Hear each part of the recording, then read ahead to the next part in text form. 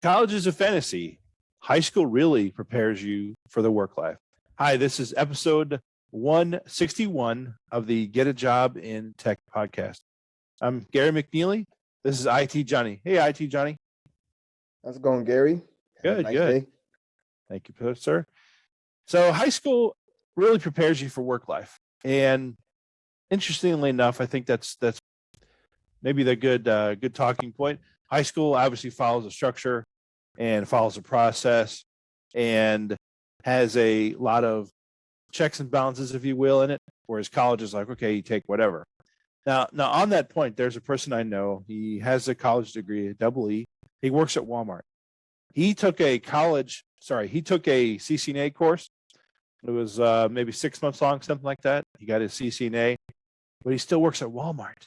Now, my question to you is, how does one get a job as a CCNA knowing nothing? How do they get it? How does it work? What does a CCNA typically do? Can you explain that? So when we're talking about a CCNA, and I guess in more reference to your friend here, did he just get into networking out of nowhere? Like he didn't know anything of IT or networking at all? Or did he have any IT experience at all? Or just first time getting into IT? My knowledge, he only had a double E, and then he worked at Walmart and electrical engineering, and then he didn't have really any experience with networking. And then he went to a course. They taught him CCNA, and then he took his CCNA and got it. Okay, so he's like fresh in the water for IT then, or networking in a sense. That's right. And so do you know? So do you know as far as that is concerned? Do you know any kind of training that he did do as far as networking? Like, did he do hands-on training, or was it all just reading textbooks, things of that nature? He explained to me that the instructor had a PowerPoint presentation and explained whatever it is that they explained in the CCNA course. And they had a little bit of like packet tracer, I think they used, and that was it. And then he went and took the test in the lab, or the test for CCNA, and he passed it. Okay, so he had a little bit of lab, not lab, but like packet tracer. That's decent little amount. So they got some work in there, at least some commands and stuff. Okay, so do you know if he had no actual real world experience as far as in IT or networking? Not in networking, not in IT, but in electrical engineering work, such as like that type of stuff, electrical work. Yeah.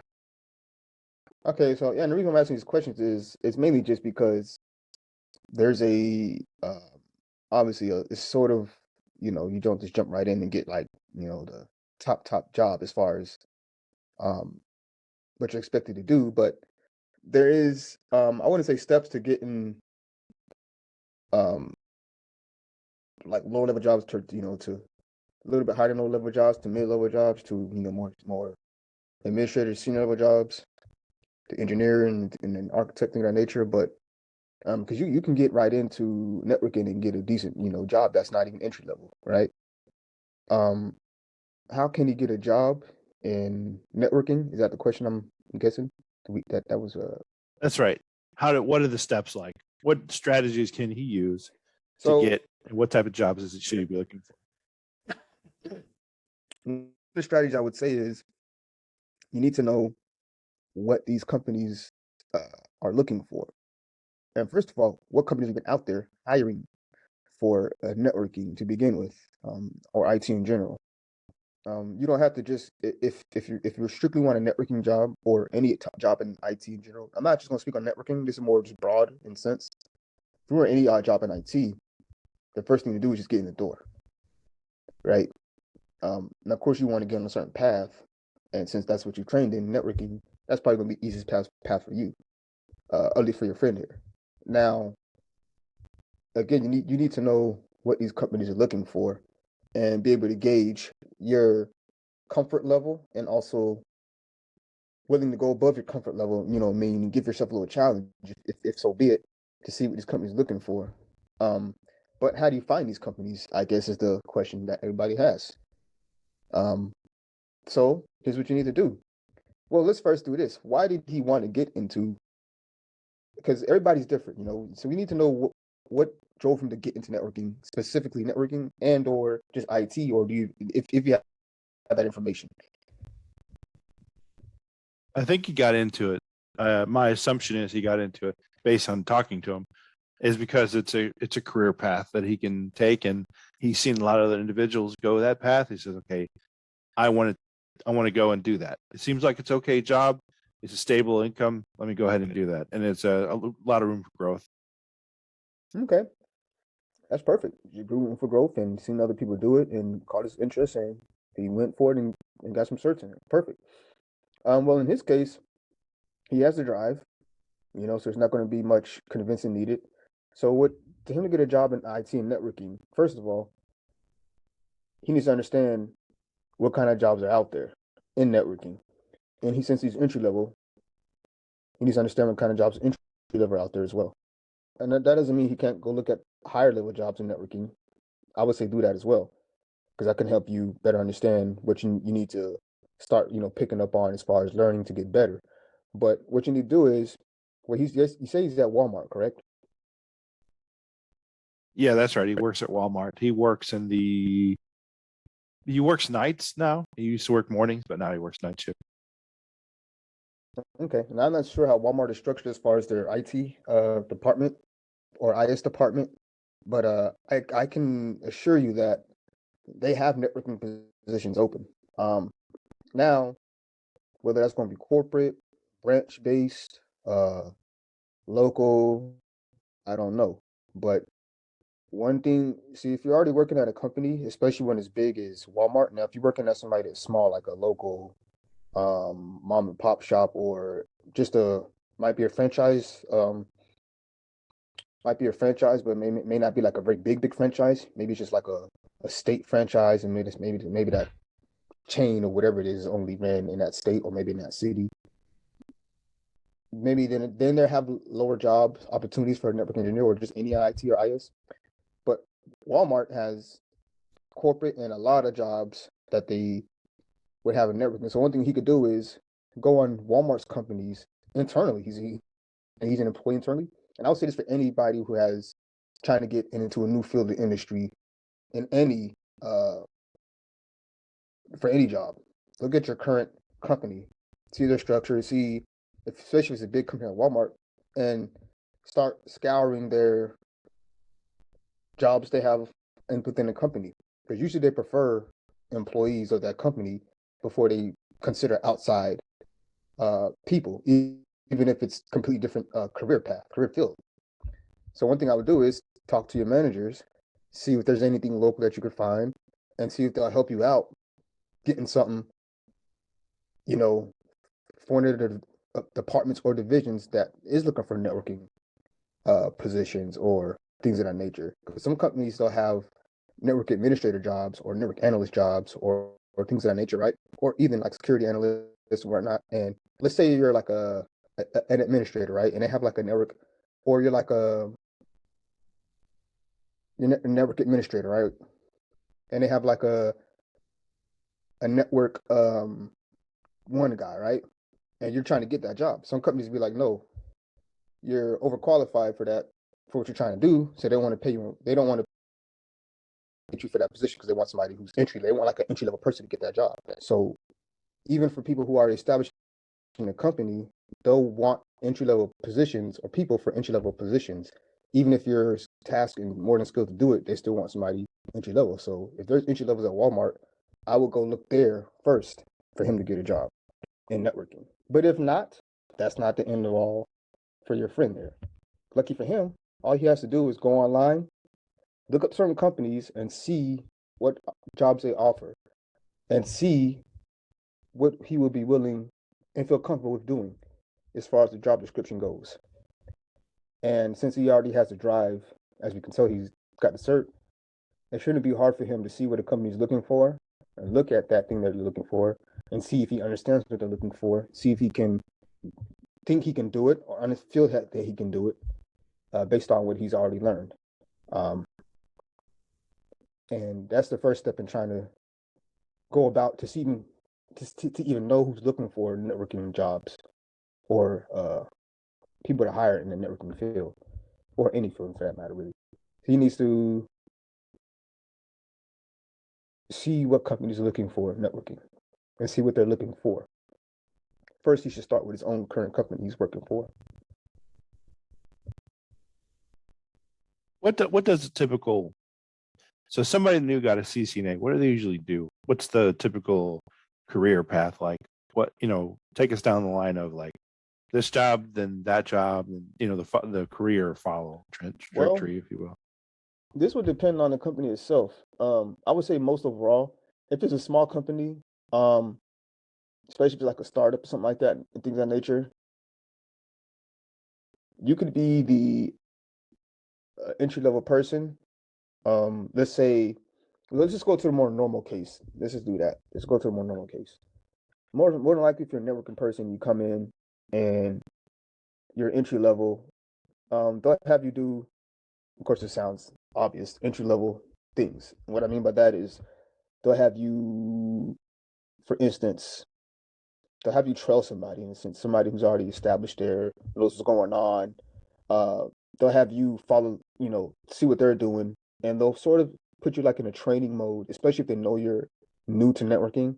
They're not gonna, if they're a good company, not trying to be, you know, a-holes or whatever you want to call it, or not trying to just bombard you with work, which some companies got no choice but to because they don't have enough people. So they have to, get you in there and hey, start you running. So sometimes those are the best environment because you get to learn pretty quickly and get your experience up pretty quickly. So, which we'll talk about that later if we have time to.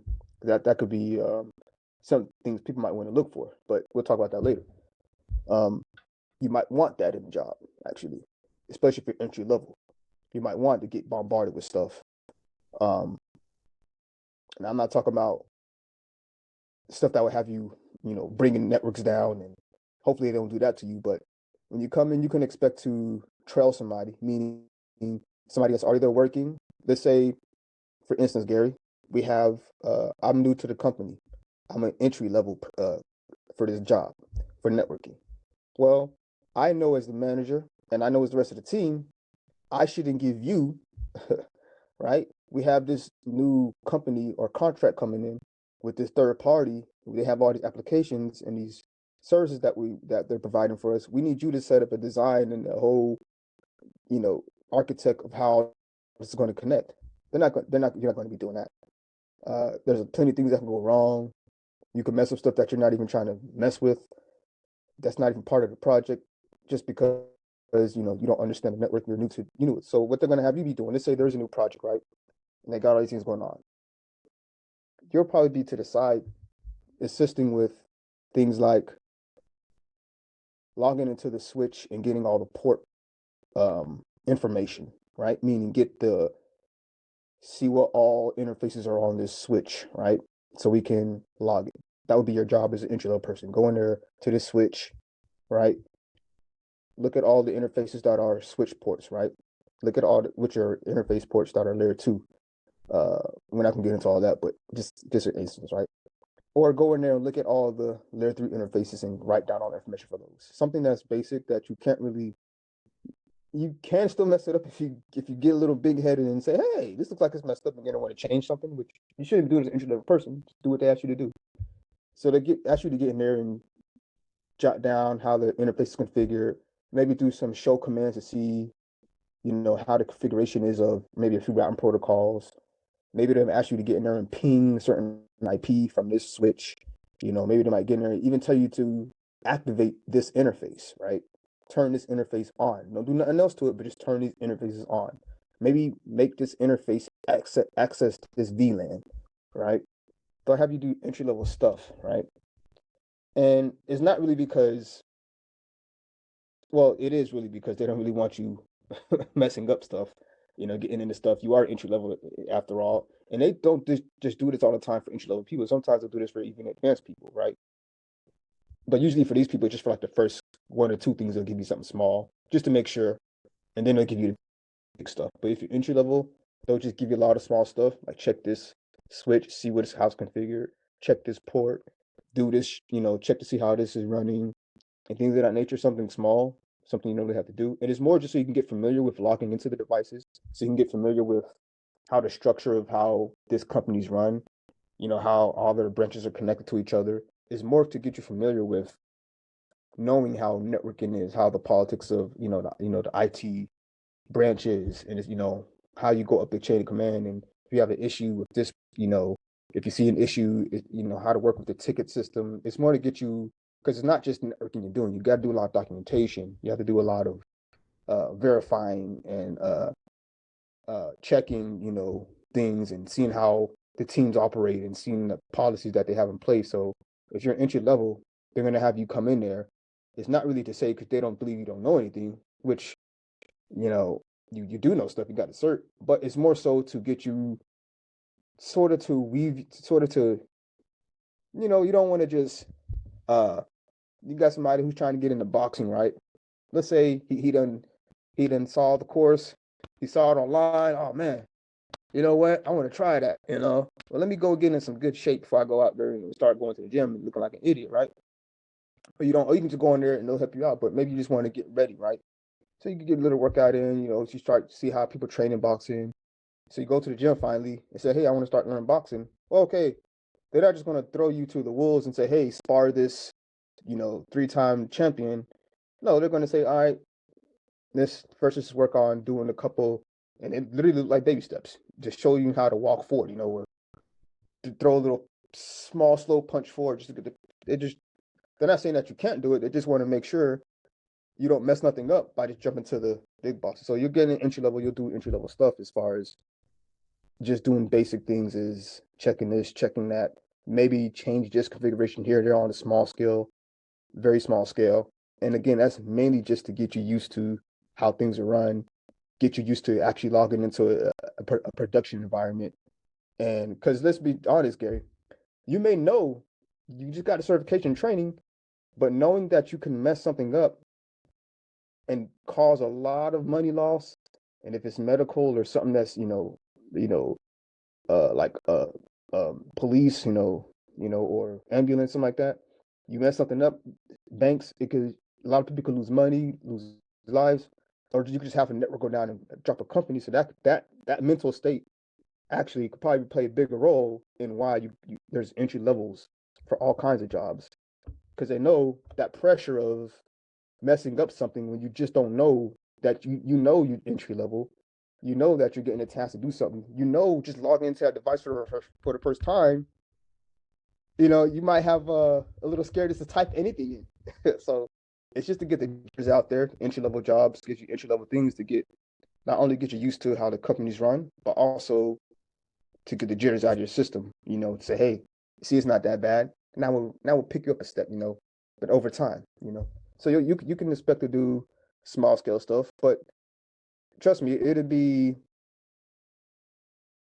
it won't seem like small scale stuff. Because it might eventually get tedious, yes, if it's the same small stuff, but trust me, it will depend on the person, but for most cases, once you get the jitters out, I believe that's the most work you'll be doing, is usually verifying, logging into like a switch, checking interfaces, possibly configuring the interface to access certain VLANs, and shut VLANs down or shut interfaces down, turn on the interfaces, maybe go in there, connect cables, uh, even upload the operating system to the switches, OS, iOSs, to the routers, things of that nature. You're probably doing stuff like that. They'll probably not have you doing too much of production stuff on a serious, scale. Just to let you know, when it comes to production stuff, you'll be doing small scale stuff, as I just mentioned. Nothing too crazy. More for the psyche of the new employee who's new to the job field, because you don't want to get the world thrown at you as an entry level person.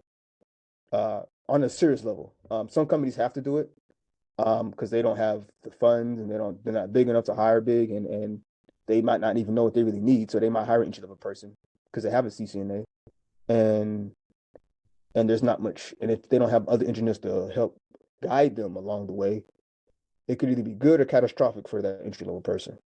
But most companies they bring them along slowly if they're if they have if they can afford to do that.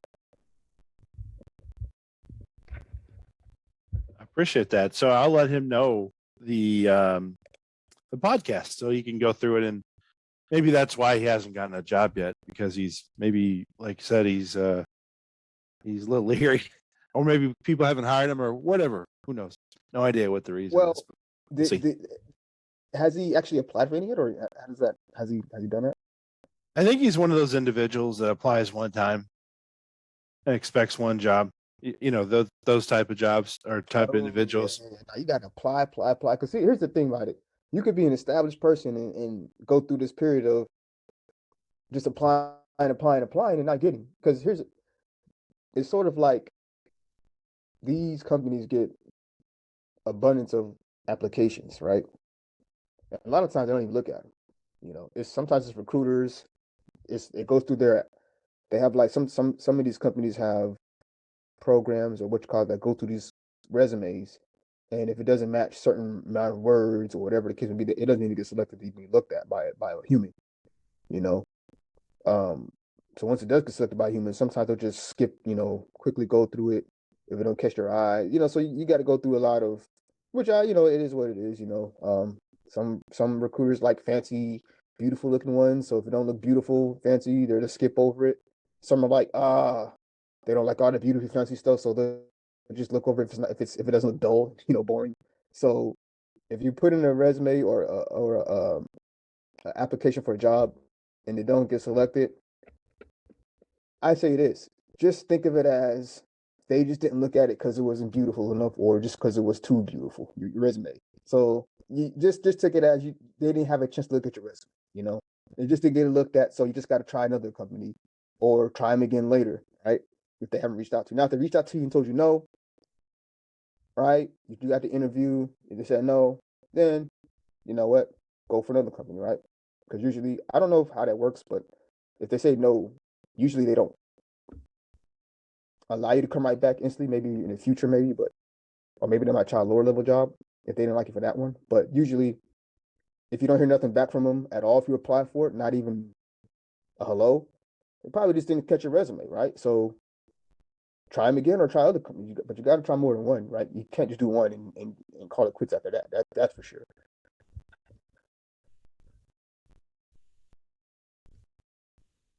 Yeah, that might be the individual. It might be. I just gather that's how the individual is. But anyway, so tell me, like, what does the CCNA do? Like, okay, typically, how many switches or routers does the CCNA manage usually? What's that like? What's that look like, or what models, or whatever, or what protocols, if you will? As much as they can handle. No, they usually handle as many as their. Well, I look at it like this: if a company has, for instance, let's say they have like 50 branches, right? And they have a total of no, let's say they have 20 branches, and they have a total of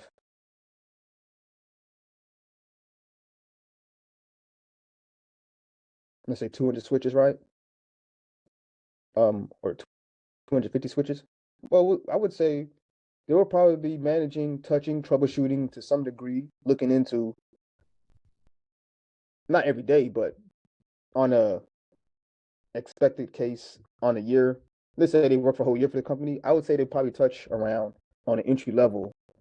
Um, Not all of them because that would just be, I mean, either the company just has a horrible setup to where they just got to manage, or they're going either that or they're going through a complete um upgrade of all their equipment. So they're just happen to be hired during that project, but or be working for them during that time. But um, on average, I would probably say maybe around 50, 60 of those switches you'll probably get into. Of 250, you'll probably get about, you know, 50 or 60 of them. If it's, if they're not going through any major upgrades to where they're doing a mass overhaul, of all their switching gear, whatnot, I think of that nature, and or if they just don't have a completely messed up network to where everything's messed up, like all the networks everywhere just crumbling, always needing to be looked into, always need to be, they got ports shutting down all the time because they got security on it, where it shouldn't, or it does, but they always plugging stuff in and out, all the switches everywhere, nobody, there's no organization, there's no policies. It's Wild Wild West out there. So if it's a Wild Wild West company, you can expect that number to increase. But I would say, um, on a normal companies where it's not a lot of issues, nothing crazy anyways, just normal operations, you'll have issues every week, but nothing crazy. I'll probably drop that number down to like 30 switches, 30, 40 switches you'll probably get into. And most of those will probably be just for an entry level, either turning on a port, turning off a port, maybe checking, the stats to the statistics of the port, and maybe looking at a few, um, logs. To keep it short, looking at logs on the switches,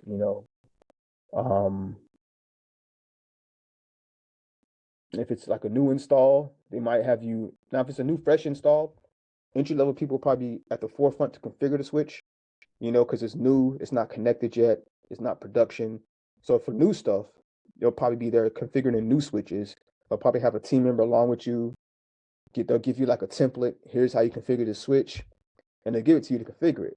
Now, what I would do if that was I would go through the template, look at everything in there, and see if I understand everything, what every command is doing. What are all these commands doing on the switch? Do I know it? Do I don't know it? Let me familiarize myself with this particular configuration they're trying to tell me to upload on the switch. Because a lot of times with entry level positions, they have the engineers or the architects or whatever, and sometimes even administrators or the analysts or whatever. Usually, like the engineers, they'll give entry level people a template on how to configure switches, right? New switches, a new fresh install, right? So they'll give them that and tell them to configure that, and then they'll go over the configuration to see how they've done it. If they mess up anything, which they shouldn't, because they're just looking at the template, pretty much putting it in there. So they have them do that as well. But while they're doing that, I would tell people to actually look at the configurations and see what the configuration is doing, and what the actual company's plan is for this, new design, and see how the configuration uh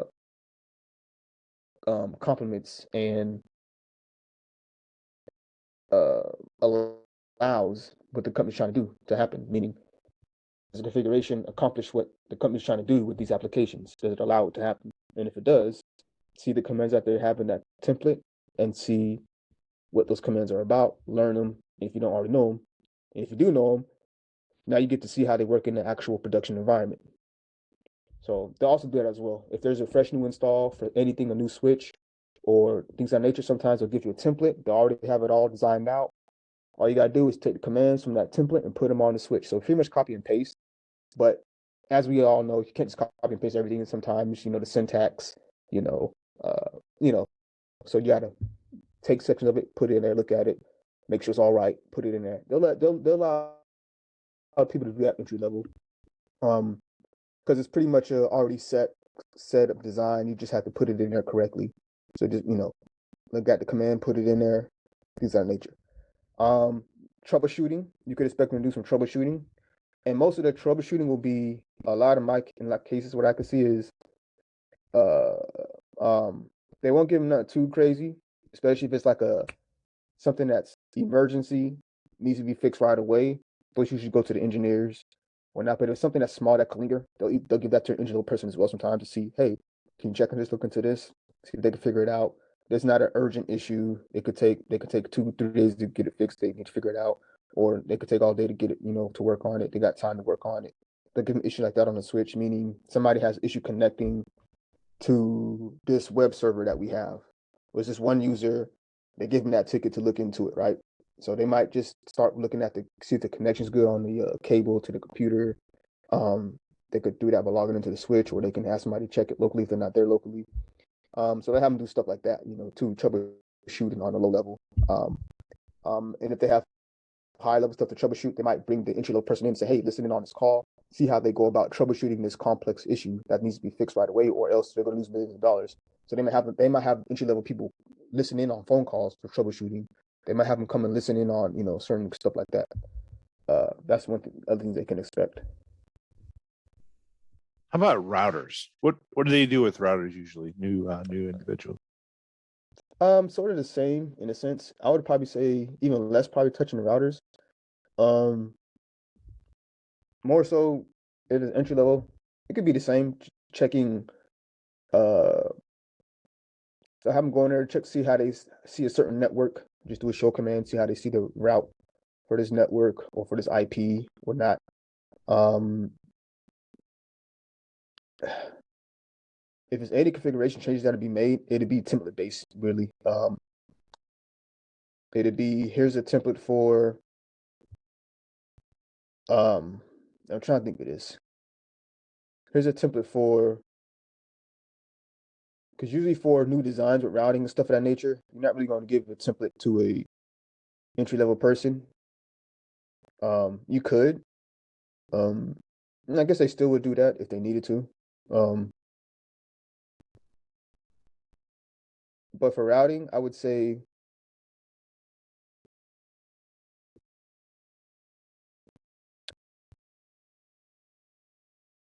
you'll be in there doing show commands as well. They'll if there's issues, have you go in there, hey, somebody's this network's having an issue with connecting or can't be seen or something like that nature. They can't connect to the server or they can't connect to the internet or to this vendor's services. They might say, hey, can you go in this router and check to see if there's even a route for this network? So you have to go in there and check to see if the route's there. Um, or they'll give you um, the configuration aspect of things for net for routing and switching is it's a little tricky for entry level people because they don't really want them to do too much configuration, especially if they're entry level. Uh, Even if it's template based, they'll give them small scale template stuff because as we all know, there's been plenty of issues before people copy templates and just paste it and messes up stuff because um, the syntax, for whatever reason, when they pasted it, didn't do it right. So the entry level person, if that happens, they might have not have the technical skills to figure out how to fix it if something messes up by doing that. So entry level people, they try to keep configuration changes minimal when it comes to production on a big scale, like routing and like messing with core switching and things of that nature.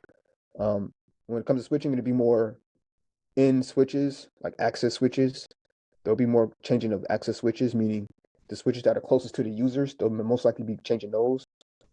Once it start getting more to the core of the network, they'll probably just allow them to do show commands on those, or yeah, showing stuff and not really allowing them to change much networking stuff on core networks. And since most of the routing is on the core area or above or around the core, you know, um, and not really on the edge near the user, there's not much routing that's going to be um, giving to change on a mass production scale. That'd be more like the engineers doing that in a sense, just because it's too risky to have entry level people going there and changing routing and stuff of that things of that nature. Um, but for routing entry level, they could do they'll have a lot of time to do a lot of troubleshooting in a sense. Um, when I say troubleshooting, there's an issue. They might give it to them to look into it, um, or have somebody troubleshooting it and then following along the person who's actually troubleshooting it, so they can get more familiar with how to troubleshoot that type of issue. Um, so it's not that entry level's handicap in that they don't. It's that they have to take their time with entry level people. They're sort of like what they call people from college who go work at a company internship.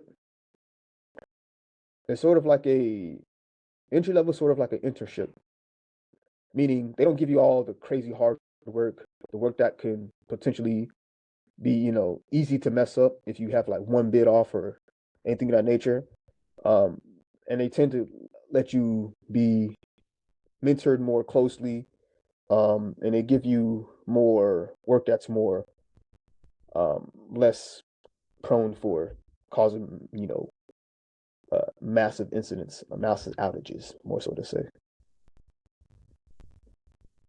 for the safety of both parties.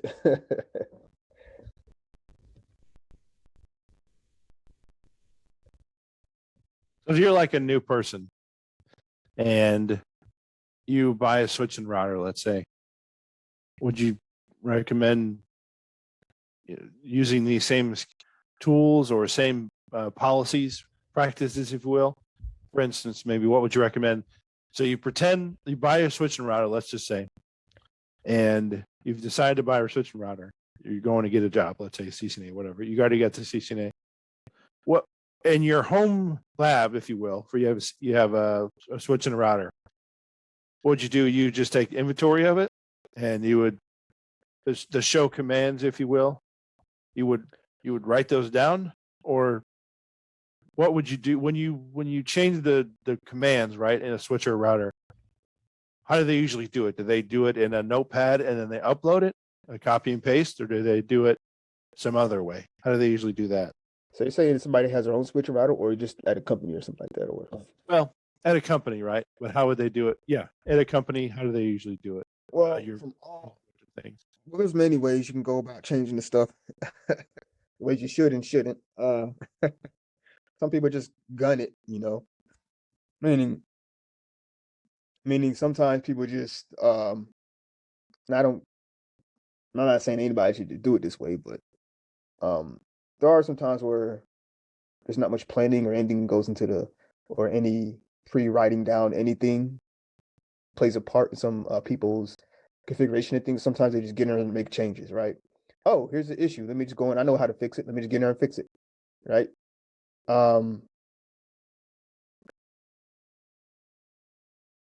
Here's what I say to that. Maybe if you're really, really experienced, I'll be okay. But still, you have to follow the company's policy and put tickets and things of that nature. But if you're entry level, I'd say no, go all day. Don't do that. I would say that for anybody, really, but especially entry level is too risky. Most people in most companies, what people usually do to make changes, even the smallest of changes, even if it's like accessing the interface, right? Just turning the interface on or having to access a VLAN or right? Usually you bring up a notepad or whatever you use to, write stuff down on, and you type down, write out, whatever the case may be, you're going to change, right? And you also make a copy of what's currently on the system before you make the change, right? Just to make sure you mess it up. You have I would say back the system up, back it up, and also write down what you're about to change before you change it and after you change it. But yeah, usually you write down what you're changing or the configuration you're putting on there. You look at it, look over it again, make sure it's compatible with the system you're about to put it on, which you should be if you know what you're putting it on. And then once you look over it, some companies have it to where it has to be checked by another engineer or tech person. They'll check it, verify it as well, and then you'll go ahead after that. Maybe some companies have change policies to where it has to be approved through a ticketing system, has to go through a change board, meaning you have to go to the board to change a change board, meaning there's certain companies a lot of companies have it to where you submit a certain change and it has to be approved and go through a few people before it can get approved. And they have meetings for changes sometimes, meaning they have like a changing meeting to where all changes that affect, can affect the company's overall infrastructure have to be approved, by the change board in a sense. Aside from your manager and director or whatnot. So there's safeguards and there's things, but yeah, sometimes you can just get in there and just change it, I wouldn't recommend it, especially for an entry level person, because you can always miss something, forget something, that could cause a lot of issues. So the best thing to do is if you're going to make changes on any scale, I would definitely type them out first on the notepad or whatever you got, or write them down if you have to, and see what you're changing and jot that down too, before you change it. Make a copy of it, back it up, whatever, and then make the change once you know that's what you need to do. Okay, cool, good. I'll pass on the information to the colleague or friend that I know who works at Walmart, who has a CCNA and who works at Walmart. So yeah, I appreciate that. Well, Johnny, anything else you wanted to tell everybody before we wrap this podcast up? I know that's it. That's it. Just people. When a job's out there, these companies are looking. Here's the thing about applying for a job. There's different levels. There's different criterias for all companies. You may have an entry level position, or a company. Let me rephrase it. A company may have an entry level position, or it may seem as an entry level position, but sometimes those jobs can be more of the entry level. What I mean is, you can be seen as an entry level, but when you get there, you have a lot of responsibilities in the sense that you're in charge of this, you're in charge of that. Not in charge, but they're giving you work to do that could cause some stuff to to break if you mess it up, right? So it's not that it's all going to be just boring work, um, or you may see it as boring work. Entry level jobs, they're out there. A lot of companies offer them. Some are to give you small tasks, some don't. Some mix it up, but nonetheless, they're out there. And if you apply for one, it's not enough. You got to do multiple. How many would you suggest, Gary? I would say 200 a week, 5 or 200 jobs a week. Woo! Gary's up there. Gary don't play. So you got to apply to jobs, though. You got to apply a lot. I mean, because once you start doing that, Gary, you start to familiarize yourself with maybe, you know what, maybe I don't want to work for this kind of a company. Oh, you know what? No, okay. Oh, I see what they want. Let me see if I know how to do this. Okay. So you start to familiar yourself with technologies all these companies are looking for. And you can start, now you get to start feeling what you are comfortable with, what you see, what you think you might need to learn more on. And once you start interacting with these companies, when you start calling you up, sending you emails, text messages, start talking with the recruiters or the HR departments directly with the company, hiring managers, you start to get a feel of, okay, you had an interview. Oh man, I messed up on that question because I didn't know it, or I thought I knew it, but I didn't know it because I thought I knew it. Time to go back to the study board, do some more research, do some more studying, get more prepared. Next interview, you think you're good to go. All right, the last guy got me. They ain't gonna get me this time. Got my pants pulled all the way up. Got the Spencers buckled all the way on. You think you're ready? You think this other job gonna have the same exact questions as the last one? It's going good. First 2-3 questions they got you. Boom, you good to go. You answered them. Fourth question. Boom. Oh, what? Oh man. Dang. Oh man. Stumble. Next question. You got it. Boom. Interview went good. You only got one question back. They said they liked you. They said they didn't like you. Don't matter. Guess what? Now you understand the interviews. They're not all the same, right? You have some you kill, you master. You have some you don't kill, you don't master. You have some you had no idea what the heck they were talking about in the interview. You were just like, what the? I didn't even know what kind of job was this. I thought this was a completely different job. Okay, you lost that one, didn't want no clue, but guess what? You got to keep applying because it gets you more experience. Now we're not saying that you're going to be applying to all these jobs and nobody's going to want to hit you up. No. You're going to find one eventually. It's you could find one on the first one, second one, third one. It just depends. But don't stop. Definitely don't stop on the first one. Don't stop on the 200th one, right? But if you apply, don't just keep applying the same way though. After a certain amount of time, if you haven't got any replies at all, I mean any, then you need to maybe dig in deeper to see what your resume is missing or what you're not really, maybe you're not applying for the right jobs or whatever the case may be. But if you got some replies back, but you haven't got hired yet, then you need to say, okay, because you could know everything you need to know technically, but maybe you just didn't come out the right way, or whatever it can be. So, but that's where it comes to a more of a consulting, getting to know you exactly as a person and see where you go wrong. Because you can't really speak for everybody in general, just off of not know much more information. But don't stop at one job though, one company, one application. No matter if you get any contact or not, you got to keep applying. You got to keep searching and looking.